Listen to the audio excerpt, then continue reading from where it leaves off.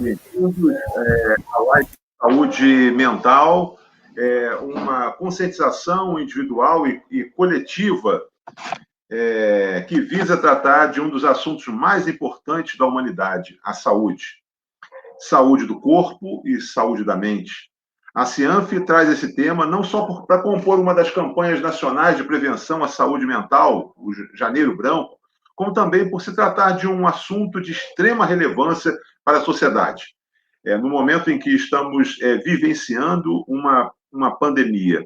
É um assunto que tem sido debatido com mais frequência e que, inclusive, foi tema da redação do Enem, agora em 2020, realizado no último 17/1, com o tema O Estigma Associado às Doenças Mentais da Sociedade Brasileira. A intenção é realizar um evento como esse mensalmente para trazer aqui os assuntos que sejam aí de relevância da sociedade nessas múltiplas cores que vocês já conhecem aí ao longo dos meses que vão sucedendo na campanha nacional hoje que já existe. A Cianf, vocês poderiam perguntar por que a Cianf participando de um programa de saúde? Exatamente porque a Cianf ela tem como propósito, e teve como propósito ao longo dos anos, ao longo da sua história centenária, são 103 anos, ela participar do processo de desenvolvimento econômico da cidade e da região.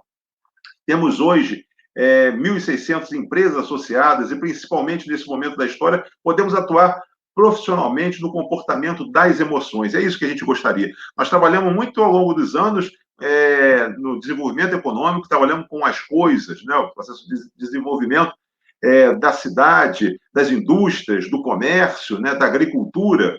Mas hoje nós estamos falando aqui para nós iniciarmos um novo momento. Como tudo hoje leva também a nós trabalharmos a coisa de um novo momento, nós queremos trabalhar a saúde dos nossos colaboradores, a saúde da cidade, a saúde mental. Eu acho que, com certeza, faz parte desse menu que a gente quer trabalhar durante esses anos. Esse compromisso que começa agora, aqui e agora, não tem como parar mais.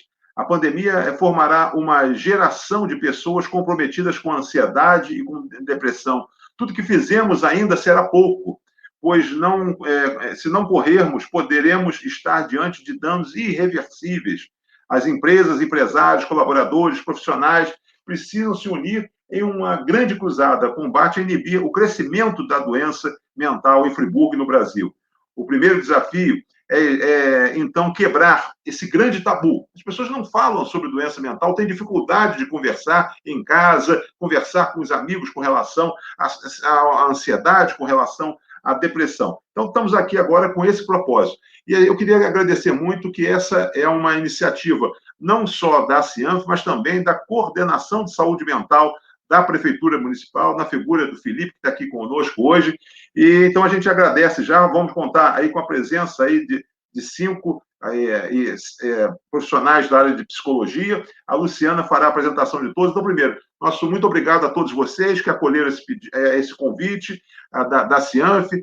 Muito obrigado ao Felipe, coordenador de saúde mental da Prefeitura de Nova Friburgo. Dizer para vocês que, como vocês tiveram a oportunidade de ver no vídeo de abertura, o Brasil ele tem números extremamente significativos. Nós temos vários rankings aí que dão notoriedade do povo brasileiro, da nossa nação. Mas um ranking que a gente não gostaria agora de estar aí com ele, esse ranking com relação à ansiedade. Tá?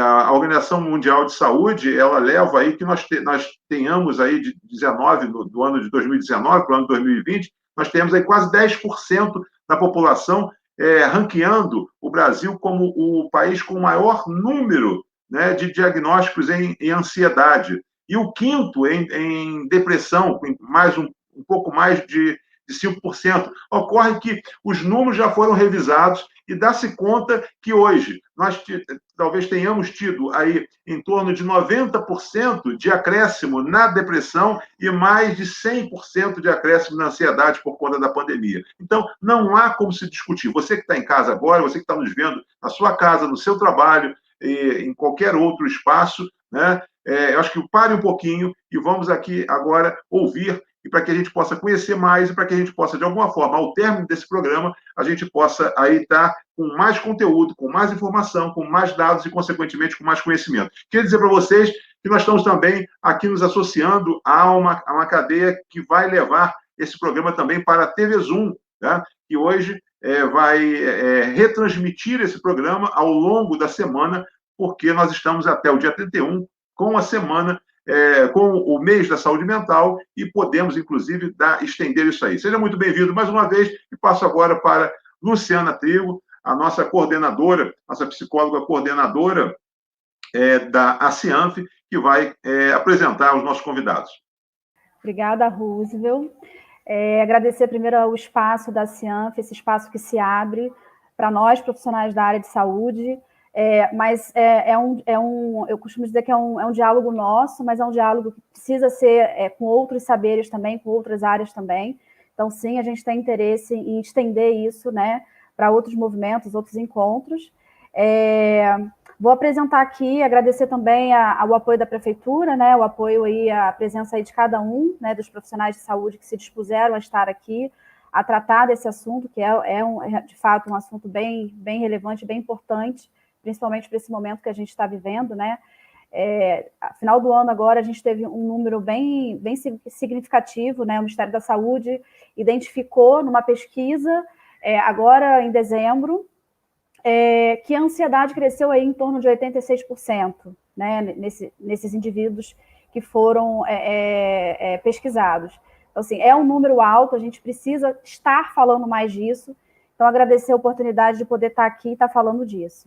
Então, primeiramente, vou apresentar a Júlia, né, que é psicóloga clínica, pós-graduada em saúde mental e atenção psicossocial e psicóloga analítica. Também atua com projetos que envolvem a saúde mental, em escolas da rede municipal, né, instituições de acolhimento. Seja bem-vinda. Obrigada. Júlia.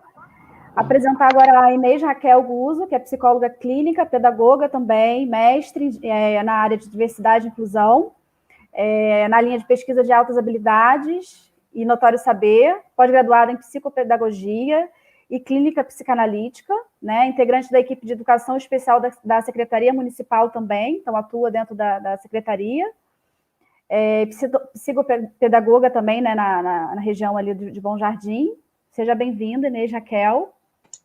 Obrigada, boa noite a todos, é um prazer estar aqui com vocês. Apresentar a Daniela Azevedo Aich, psicóloga clínica também, com especialidade na abordagem junguiana, também formada em letras, atua aqui há mais de 15 anos aí na área de ensino, né? Também com educação. Seja bem-vindo, Daniela. Obrigada, um prazer estar aqui com vocês. Vou apresentar a Daiane Vogas, também psicóloga, pós-graduada em terapia de casais e família. Seja bem-vinda. Obrigada, gente. Prazer enorme estar aqui com vocês hoje. E por último aí fica o Felipe Schwenkel, é assim que se pronuncia? Isso. É psicólogo também, já desde 2017, tem atuações ali no Hospital da Maternidade Nova Friburgo e também no pré-vestibular social São José, e atualmente trabalha como psicólogo clínico e também à frente da área de saúde mental ali do município, né, da Prefeitura de Nova Friburgo. Seja bem-vindo, Felipe. Obrigado, gente. Boa noite a todos. Boa noite, Roosevelt. Prazer compartilhar aqui algo e ouvir principalmente aí vocês durante toda essa live. Então, vamos à primeira pergunta. A primeira pergunta vai para a Ana Júlia, que é um dos assuntos que geram mais dúvidas, assim, em torno do tema saúde mental. A gente sabe, na campanha do Janeiro Branco, fala-se que é para reforçar a saúde mental, e que isso não significa apenas loucura, né? Que a saúde mental não significa apenas loucura, que há adoecimentos emocionais na sociedade. Mas o que esse discurso teria de diferente dos discursos que perdem espaços institucionais específicos para depositar os loucos, né? O manicômio, o famoso manicômio. Explica para a gente um pouco essa cultura, né, de saúde mental, o que é saúde mental, por que é considerado só de louco, o que é loucura. Fala um pouco para a gente, Ana, sobre essa questão. Oi, gente, boa noite. Eu peguei um trecho que eu acho interessante, que diz o seguinte: a saúde mental íntegra é um conceito ampliado de saúde como um estado de completo desenvolvimento físico, mental e bem-estar social, e não apenas ausência de doença ou enfermidade. Então, portanto, a saúde mental seria um estado de bem-estar social na qual as pessoas acreditam em suas potencialidades e capacidade para lidar com as dificuldades cotidianas, que muitas vezes é o que adoece a gente, né? Que são o chamada as depressões e ansiedade. São a partir daí, a partir dessas dificuldades em lidar com questões cotidianas, que surgem a depressão e a ansiedade. Então, no final de contas, o que é loucura, né? Será que dentro da gente tem, e até tem um livro do Machado de Assis que eu acho muito interessante nesse sentido, que, se eu não me engano, se chama O Alienista, e também fica como sugestão de leitura, em que ele demonstra exatamente isso. Dentro de nós, dentro de todos nós, existe um pouco de loucura. Então, por que sermos tão negligentes com esse tipo de cuidado? Será que isso influencia em outras coisas, nas nossas relações, no nosso trabalho? Enfim, é basicamente isso. É legal, assim, e assim, a gente acaba identificando que é um processo histórico, né? Histórico, político, Sim. social, quer dizer, não é um processo individual só, né? É um processo coletivo, quer dizer, essa loucura é uma loucura também da sociedade, né? Não é uma loucura Sim, do indivíduo, né? E assim, Ana, você falou da loucura, né? Mas o que a gente pode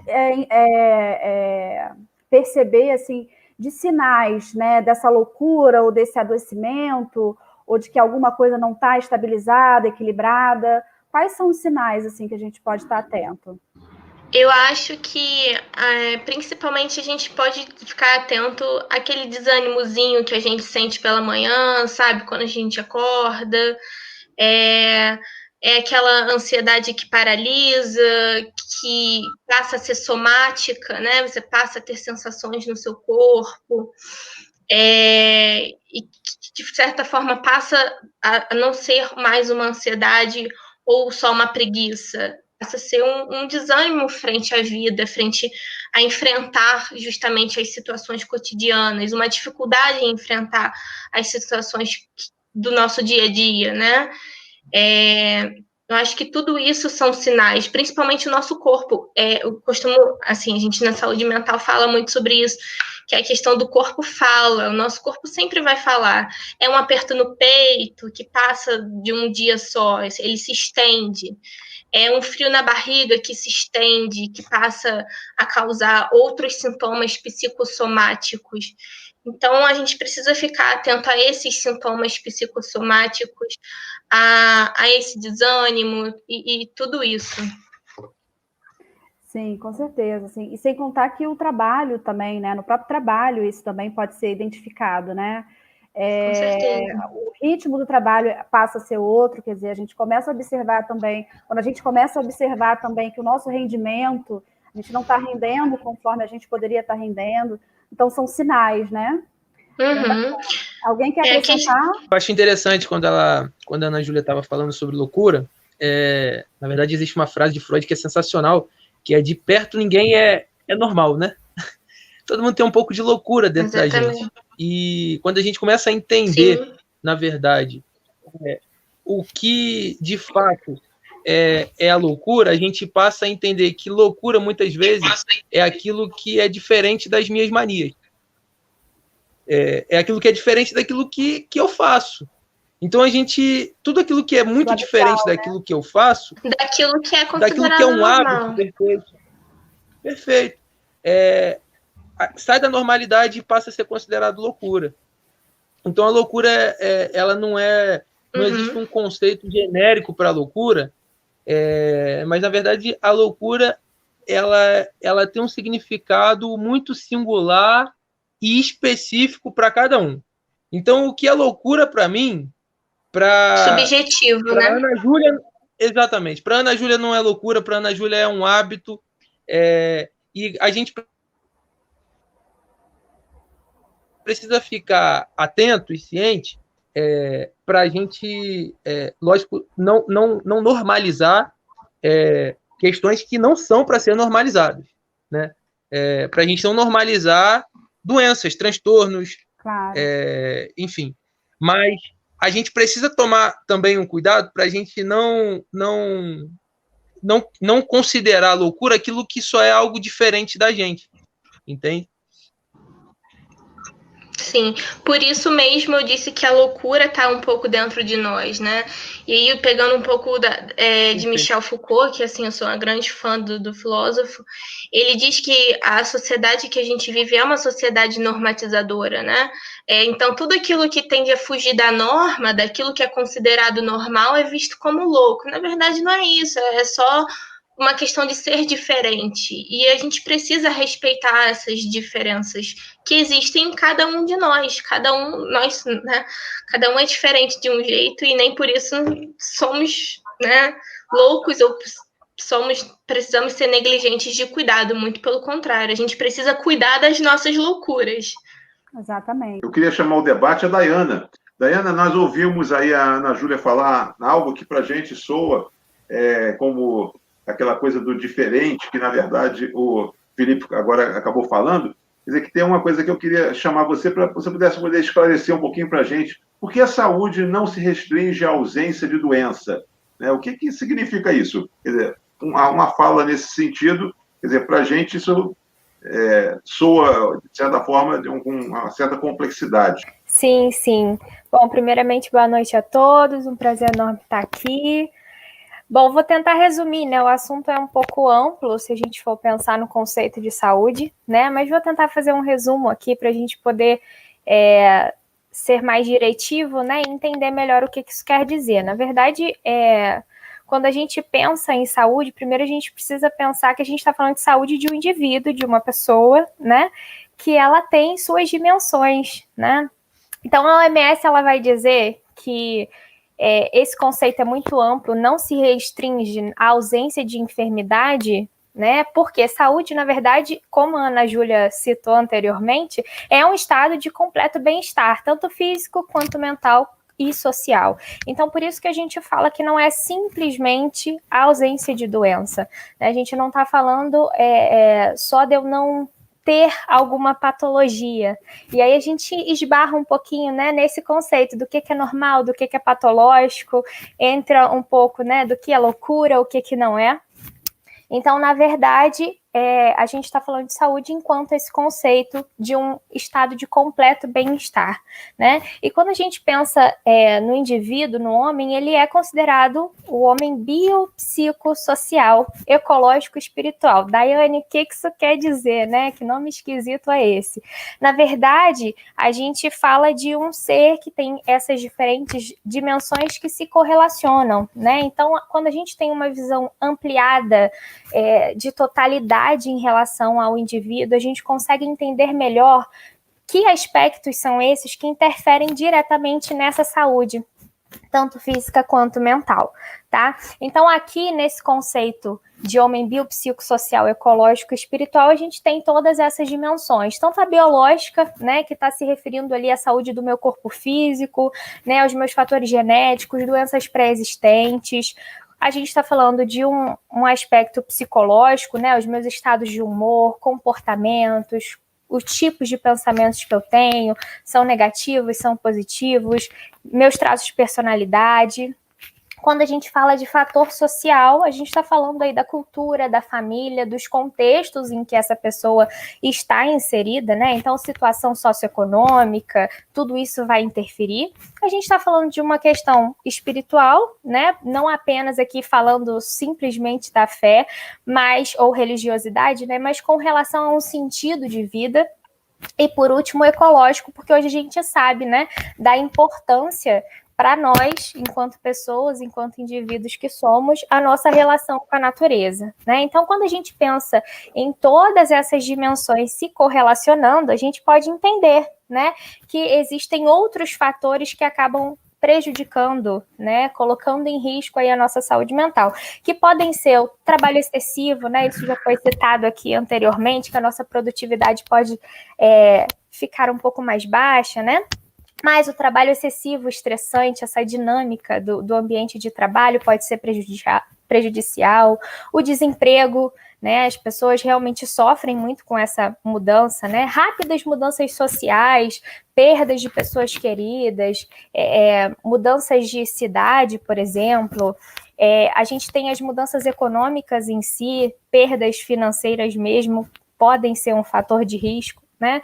Falta de acesso à educação, ao sistema de saúde, boas condições sanitárias também influenciam, discriminação racial, de gênero, exclusão social, violência e a própria violação dos direitos humanos e outras situações que podem ser traumáticas, né, podem colocar aí a nossa saúde mental em risco. Então, quando a gente está falando de conceito de saúde, a gente pensa, né, em um bem-estar totalizado, respeitando, acho que essa é uma boa palavra, né, respeitando o nosso todo, o conjunto que nós somos, né, esse ser humano multifacetado que nós somos. Como é que o meio influencia, né, como é que a gente é influenciado por todas essas questões, né? Então, quer dizer, então, de fato, você pode não estar doente, mas você pode estar sendo afetado por uma série de coisas, até o relacionamento Sim. mesmo, né? O círculo de relacionamento que você tem, né? Com certeza. Esse círculo pode ser tóxico, né? O círculo familiar, como é que isso te alimenta, né? Como é que isso influencia a tua vida, a questão do trabalho, né? É bacana também as pessoas começarem a pensar por esse outro viés, né? O quanto que a gente é afetado por tudo que acontece, né? E principalmente agora que a gente está vivendo esse contexto bem traumático, né? Que é a pandemia, né? Em relação a isso, assim, como que você consegue ver, assim, quais são os principais cuidados, assim, que você acredita que é importante em relação a isso tudo que você falou, assim, que é importante a gente manter no nosso dia a dia? Sim. A gente tem que pensar que quando a gente está falando desse possível adoecimento, né, a gente não está falando, na verdade, de um checklist de alguns sintomas específicos, né? Tem muita coisa aí por detrás, no plano de fundo, que pode acabar influenciando, né? Mas quando a gente pensa em prevenção, digamos assim, a gente precisa estabelecer uma rotina de autocuidado, né? Na verdade, eu tenho percebido que as pessoas não têm essa preocupação, né? Eu recebo muitos casos no consultório em que as pessoas vão fazendo, e hoje, em pleno século XXI, a gente está aqui no 220, fazendo várias coisas, e aí tem casa, tem trabalho, tem família, tem um monte de coisa para fazer, e a gente acaba ativando aí o piloto automático e acaba se esquecendo um pouquinho, se deixando de lado, né? Então, muitas vezes a gente faz as nossas obrigações e acaba se esquecendo de nós mesmos. Uma segunda opção é aquela pessoa, né, que tem a personalidade muito voltada para o outro, em que ela dá o tempo todo, e aí ela não separa um tempo para si mesmo, né? Então, quando a gente fala desse tipo de prevenção, de autocuidado, né, de cuidado consigo mesmo para melhorar a saúde mental, a gente está falando de uma série de práticas, de atividades que precisam ser feitas com uma certa regularidade,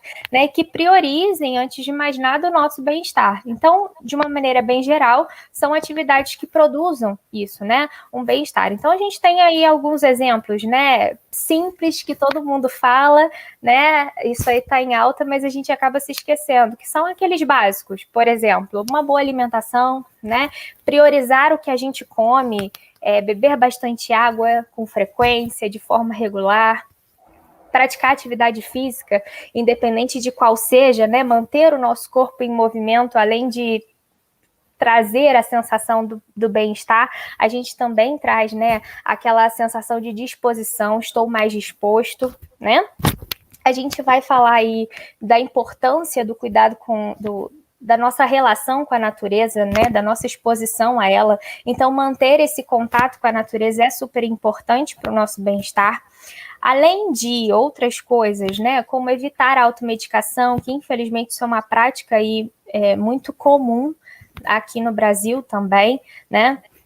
O sono, que embora a gente não dê muito destaque para ele, mas que ele é importantíssimo. Então, é importante a gente ficar atento à nossa qualidade de sono, tanto para o dormir em excesso, quanto para o dormir de menos, né? Então, eu preciso de uma boa noite de sono que me produza, né, a sensação de descanso quando eu acordo, porque é o momento em que a gente está colocando tudo em ordem, né? O momento que o nosso corpo entra ali nesse estágio de tá tudo em ordem de novo. Então, é importante a gente ficar atento a isso, né?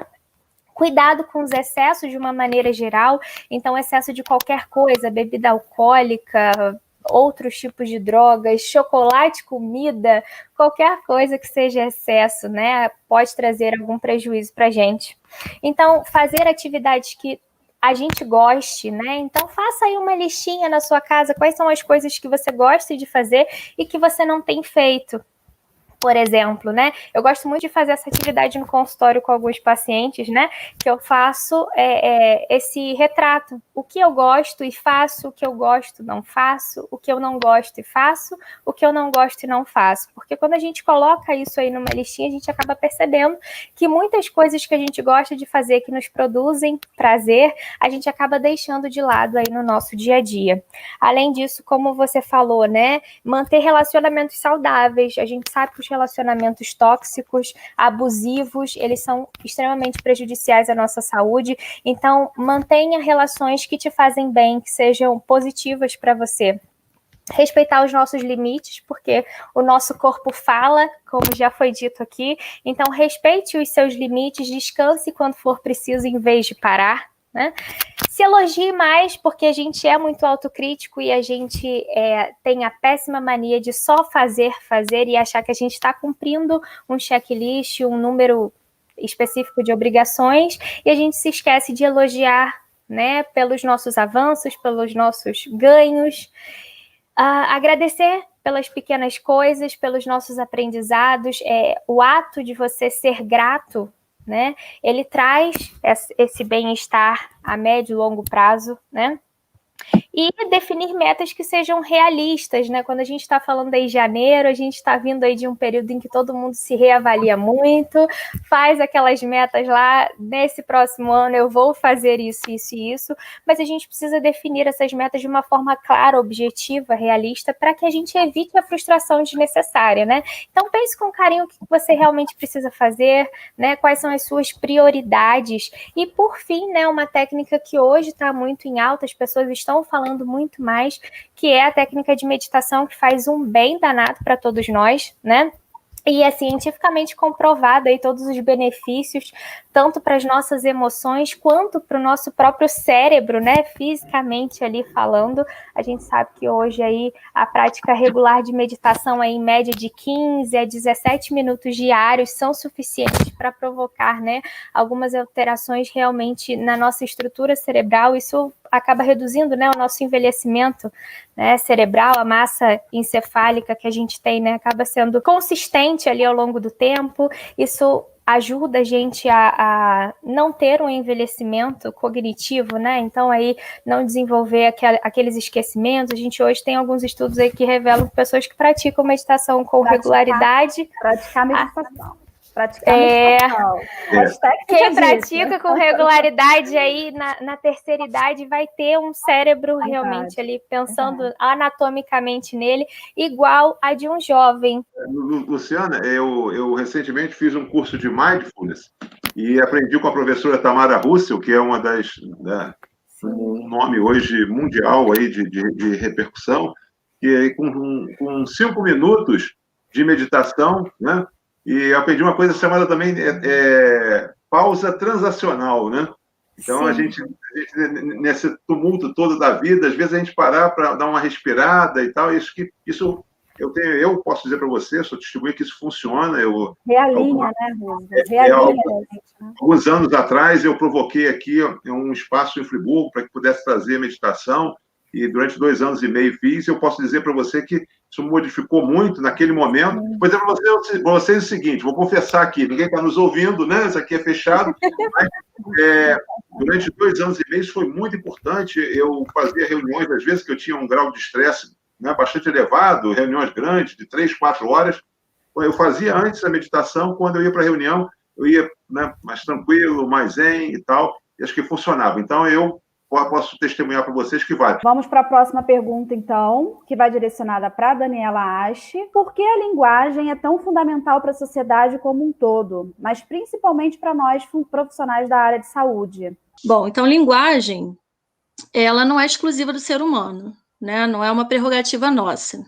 Os animais, em geral, eles têm um grau de linguagem, né? Assim, as abelhas, por exemplo, elas se comunicam para saber onde está a fonte de polinização. E nós sabemos até que as próprias árvores têm uma teia de raízes, né? Tem uma teia por baixo da terra subterrânea em que elas se comunicam também, trocam informações, se defendem, né? Então a linguagem não é nossa, não é particular do ser humano.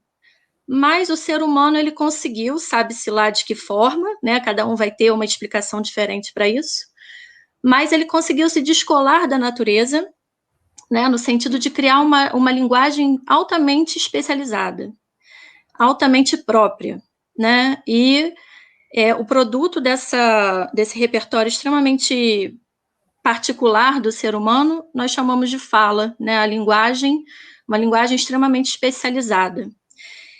Nosso cérebro é como se fosse uma cebola cheia de camadas, e a camada mais externa, mais superficial, né, que é o neocórtex, ela é um produto da evolução.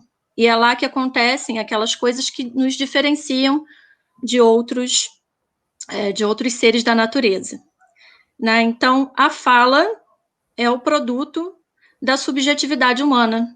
É pela fala que a gente expressa as emoções, né, nossos pensamentos, que a gente transmite nossas ideias.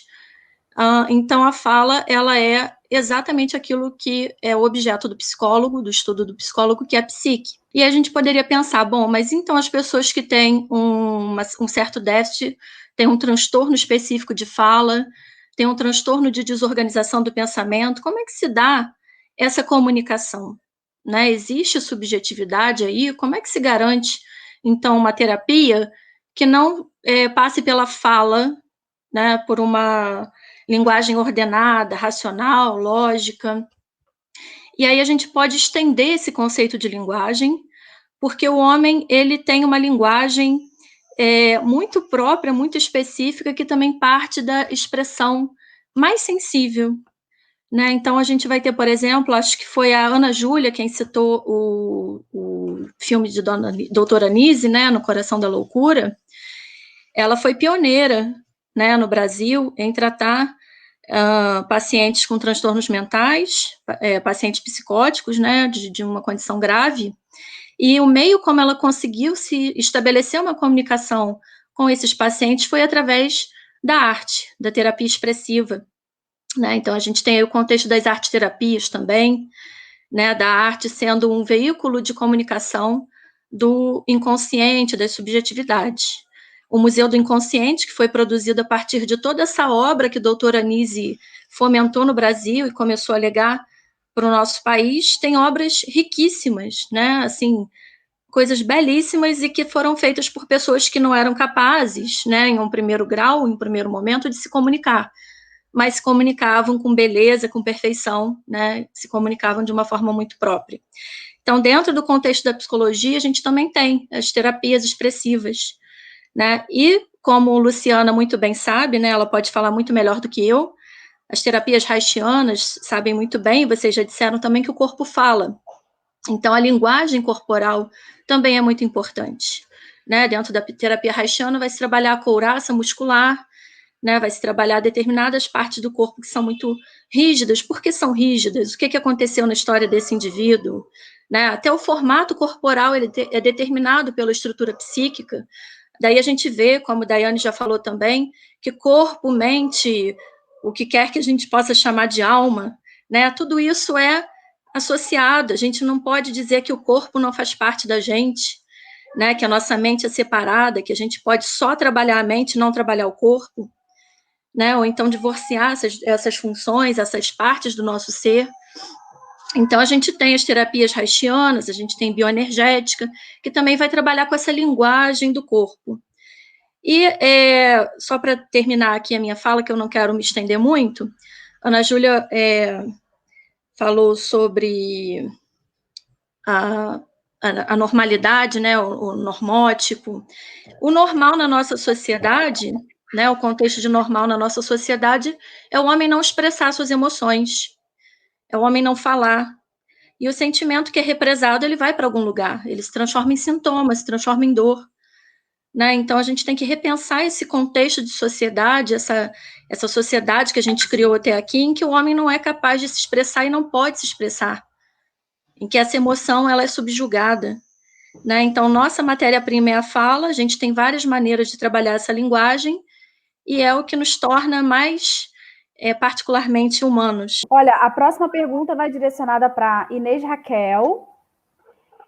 A pergunta é a seguinte: e o que a educação tem a ver com a saúde?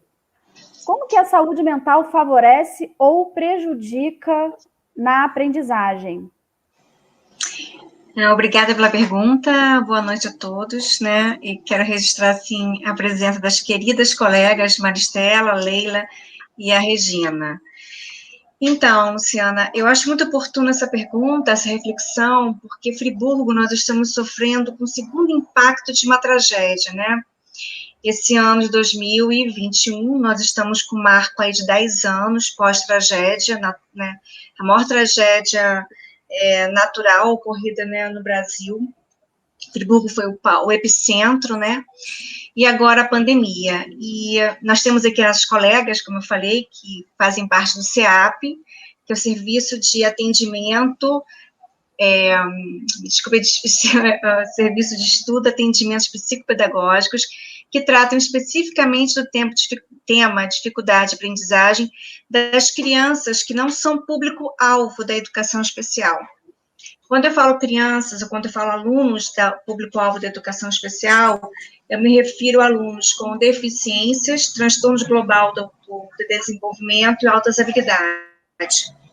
As crianças que o CEAB atende são crianças que não são cobertas, né, pela lei, a política pública da educação especial. Então, são crianças que têm transtorno de aprendizagem, descalculia, dislexia, TDAH e outros transtornos devido a questões emocionais ou pedagógicas. Então, eu acho interessante colocar a luz aí nesse trabalho, até porque admiro muito, né? E eles desenvolveram aí uma prática de yoga com essas crianças, com algumas crianças, e que traz aí esse vínculo com a meditação, né, o mindfulness. E que foi, assim, algo muito inovador, é uma frente muito ousada, né, inovadora dentro da educação.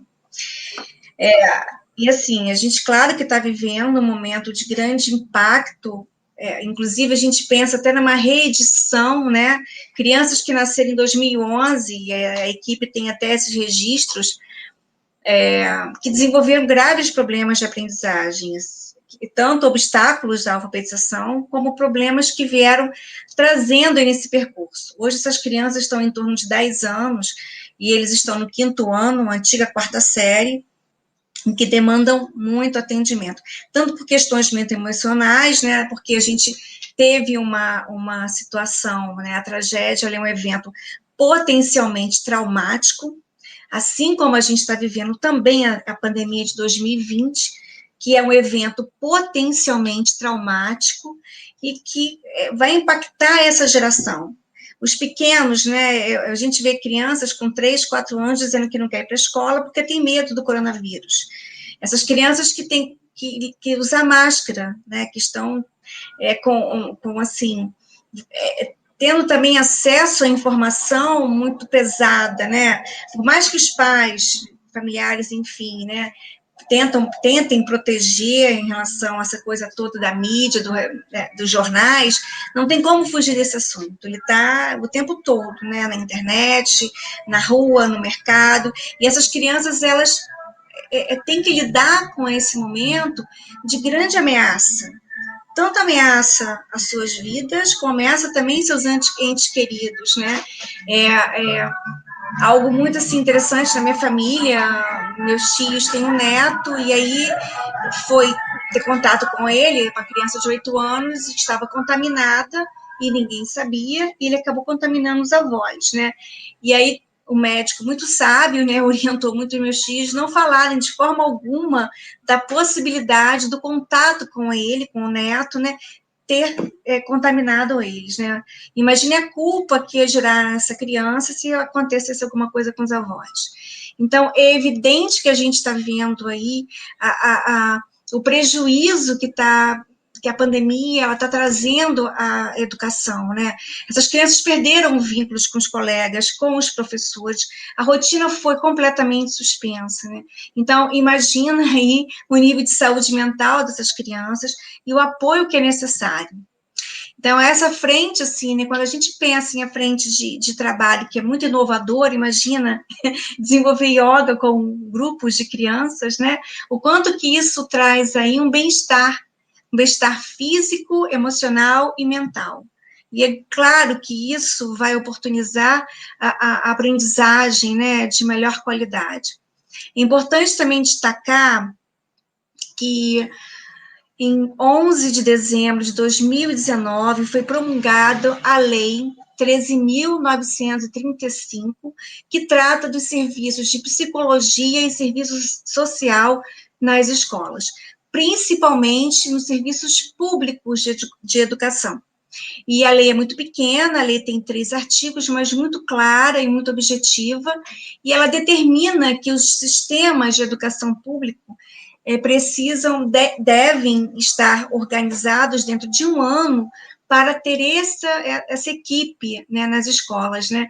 E aí eu penso assim, que nossa, o governo federal nesse sentido foi meio visionário, né? Porque, na verdade, nós não tínhamos dimensão do que ia acontecer em 2020. Quando eu via, né, lá nas reportagens, lá na China, em Wuhan, no final do ano, em janeiro, eu comentava com familiares, eu dizia assim, nossa, se chegar aqui a gente não dá conta disso, né? E chegou e a gente teve que dar conta, e a gente está tendo que dar conta, e dar conta principalmente na educação.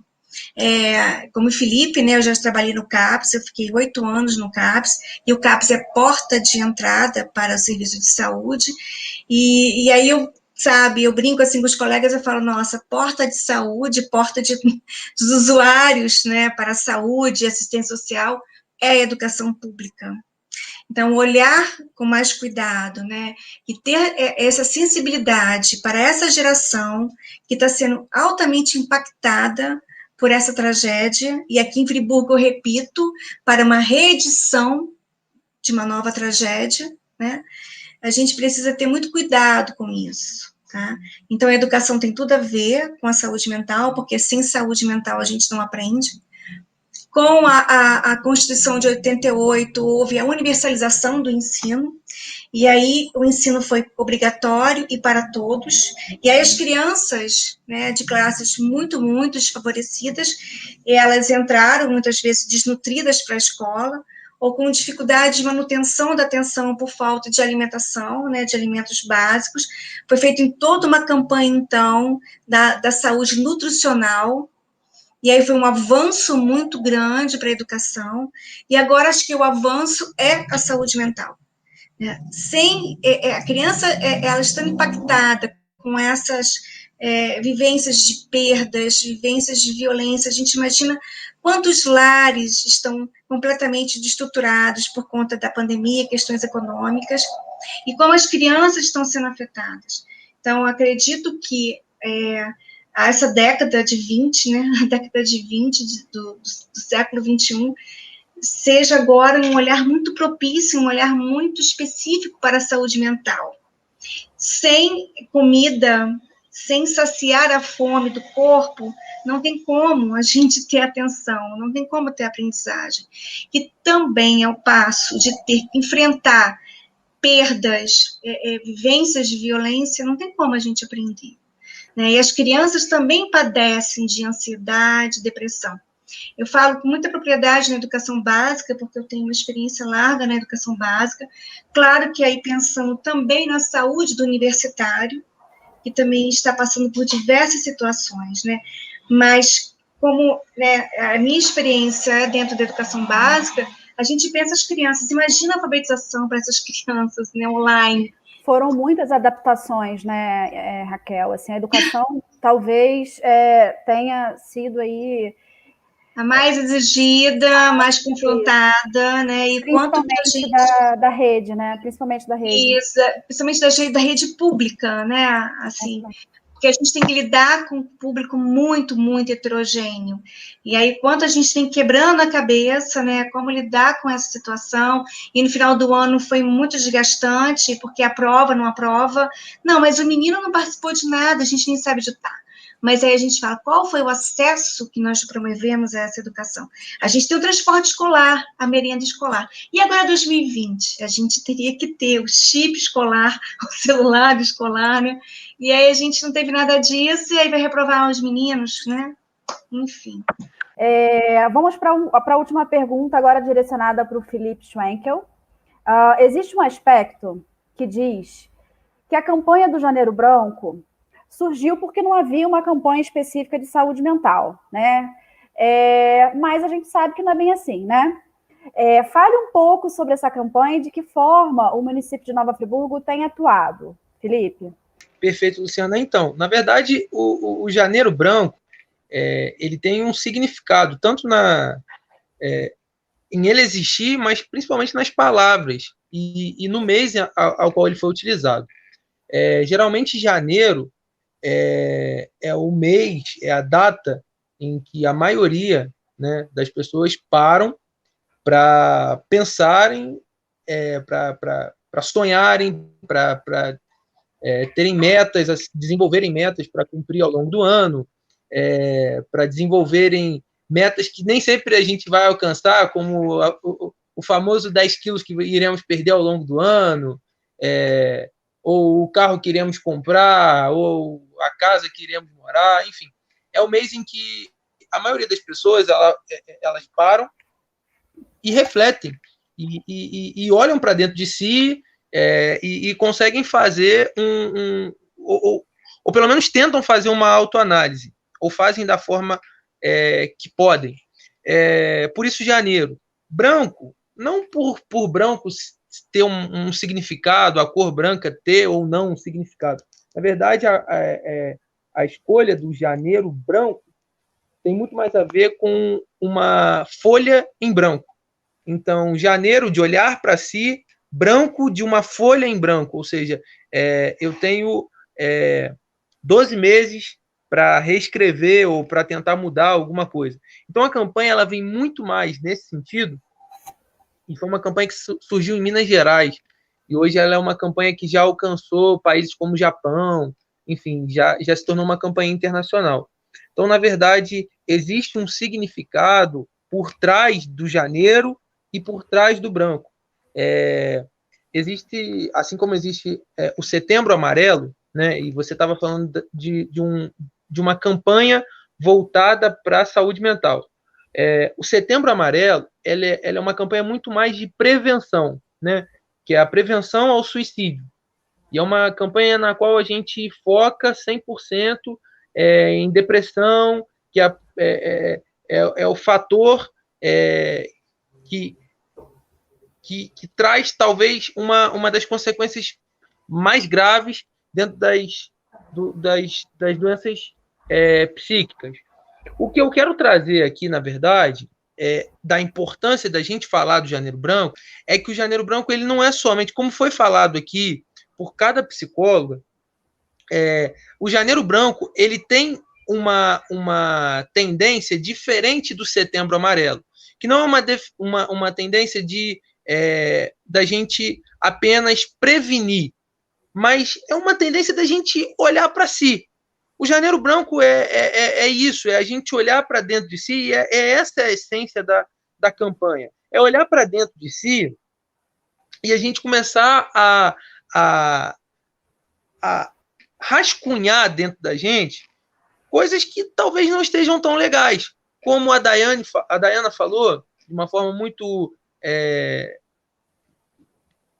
excelente, o homem ele não é simplesmente...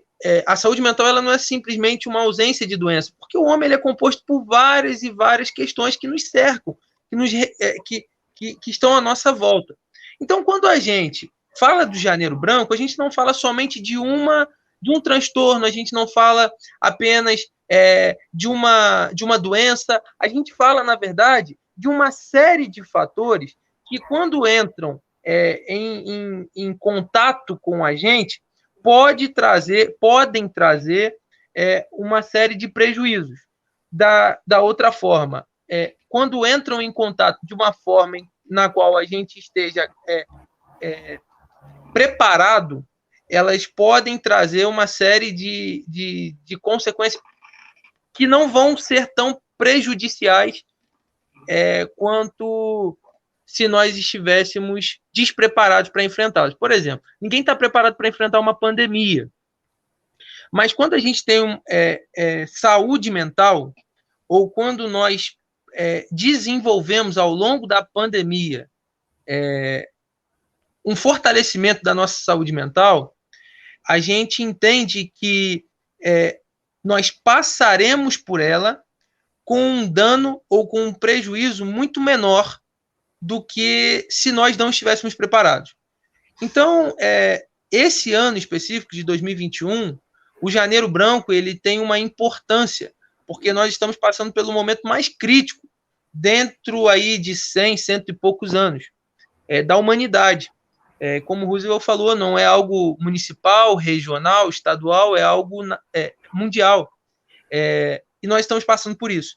E é importantíssimo a gente ter resiliência, é importantíssimo a gente ter flexibilidade, é importantíssimo a gente ter uma série de fatores que vão nos amparar e vão amparar a nossa saúde mental. Por isso, fica aqui também o meu registro de parabéns para vocês da Cianf que estão levantando esse tema num dos momentos mais críticos em que a gente já passou e com certeza vai passar. Queria agora passar para vocês, quer dizer, cada um aí pudesse se manifestar de acordo com a ordem de entrada, começar com a Ana Júlia, depois com a Daiane, depois com a Daniela, Inês, e o Felipe e a Luciana Serra. Queria agradecer muito a vocês todos, o carinho da classe, né? Que hoje, acho com certeza, solidária, o pessoal que veio aqui, os colegas, professores, né, os amigos que vieram prestar solidariedade. A pessoa abre mão das suas atividades para poder vir participar a essa hora. Eu acho que isso é o prestígio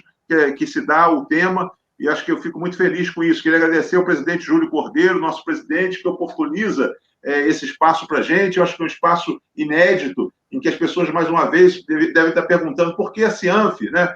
Bernardo Botelho, nosso presidente do Conselho Empresarial, porque a Cianf entende que nós temos que cuidar mais das pessoas, tratar mais de gente, estarmos mais próximos, não somente tratar da economia como uma coisa isolada, né? Hoje, em torno de 1 trilhão de dólares, como eu falei inicialmente, são aí envolvidos e gastos nessa questão da saúde mental no mundo, tá?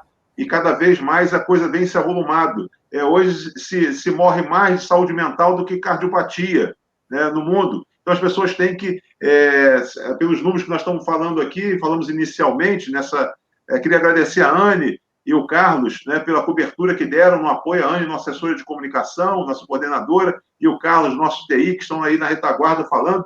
Mas hoje, pelos números que foram apresentados aqui numa brilhante apresentação, na entrada, nós tínhamos 9% aí, de números pela OMS com relação à ansiedade, e mais 5%. Esses números dobraram. Então, nós estamos falando minimamente aí de quase 1/3 da população hoje envolvida com essa questão da ansiedade e depressão. Então, não é algo para a gente bater um papo simplesmente e esquecer, guardar na gaveta, arquivar e a gente deixar isso para trás. A gente tem que ter coragem, dignidade, ousadia e começar a quebrar esses tabus, né? Não é só quebra de paradigmas, a gente tem que ter um enfrentamento, porque cada vez mais está morrendo gente, morre de pandemia, mas morre muito mais gente, né, com relação a essa questão da saúde mental. E morre não somente na morte formal, acho que morre no dia a dia. Existem hoje os chamados mortos-vivos que, às vezes, carecem, às vezes, de uma assistência maior, e a gente está trazendo esse programa e essa fala, às vezes, para chocar mesmo. Muito obrigado a vocês. Queria passar, então, 30 segundos para cada um, para que pudesse fazer as suas despedidas. Vamos lá. Bom, eu queria agradecer aí a Cianf, né, pela oportunidade de a gente estar aí levando ao público informações e desconstruindo estigmas sobre a saúde mental e levar esse tema que é tão importante, principalmente em uma situação de pandemia. Obrigada, Cianf, pela oportunidade. Uma boa noite a todos. Estaremos juntos na próxima, falando sobre depressão, ansiedade, todos esses temas que ficaram faltando falar. Obrigada, uma boa noite a todos. Gente, obrigada. Foi ótimo estar aqui com vocês, participar desse momento de troca, né? Que a gente possa criar outros espaços para que a gente consiga, né, colocar isso em pauta, levar mais informação realmente para as pessoas, tirar dúvidas, né, e trazer esse campo, né, para mais perto das pessoas, tornar isso mais acessível a todo mundo. Obrigada, Cianf, pela oportunidade, foi ótimo estar aqui, falar um pouquinho com vocês, compartilhar um pouquinho de conhecimento, né, e com certeza na próxima estaremos aqui disponíveis também para que a gente possa debater mais um pouco a respeito. Um beijo, gente, boa noite.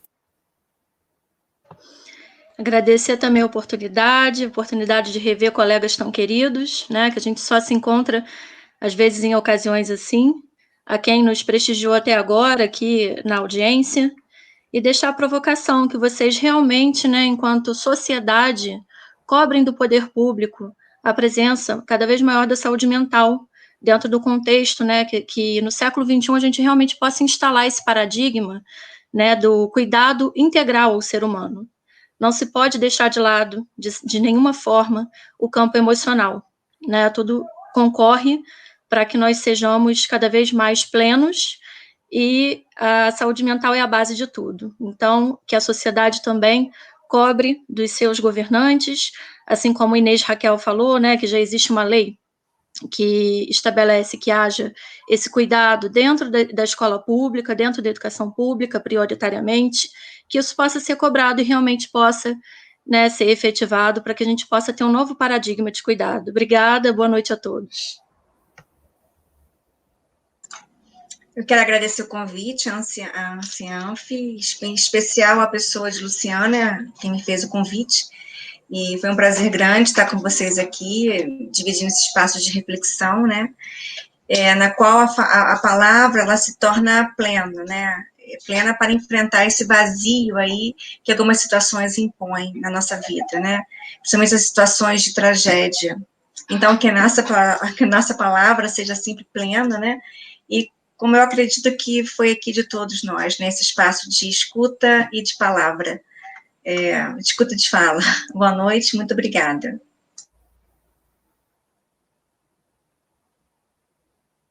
Felipe? Gente, eu quero agradecer a todos vocês, obrigado pelo convite. Contem com a gente enquanto indivíduo, contem com a gente enquanto servidor público, e é isso, a gente está aí para somar. Muito obrigado pelo espaço, perdão porque eu falo muito e acabei me estendendo ali, mas é isso aí, é um assunto que a gente é apaixonado e a gente quer sempre prestar conta daquilo que a gente tem feito, e é isso. Muito obrigado, boa noite, boa semana, e janeiro está acabando, mas a importância de nós olharmos para a saúde mental precisa ser durante todo o ano. Um abraço, boa noite. Bom, gente, agradecer a presença de todo mundo, em especial ao Roosevelt Júlio Cordeiro, que, né, oportunizar isso para a gente, o apoio também à Prefeitura, agradecer o convite de cada um de vocês, e dizer que, assim, é um debate que precisa ser mais, que precisa continuar, né, a gente não pode parar por aqui, né, conforme o Roosevelt provocou a gente aí, acho que a gente tem condições de estar dialogando também mais. E a gente, de certa forma, hoje, com essa oportunidade, a gente acaba levantando uma bandeira, né? Uma bandeira muito importante, assim, a bandeira da saúde mental. Então, agradecer aí mais uma vez a todo mundo. Obrigada. Obrigada também a quem esteve aqui presente também, que deu audiência aí para a gente. Obrigado, boa noite e até uma próxima oportunidade.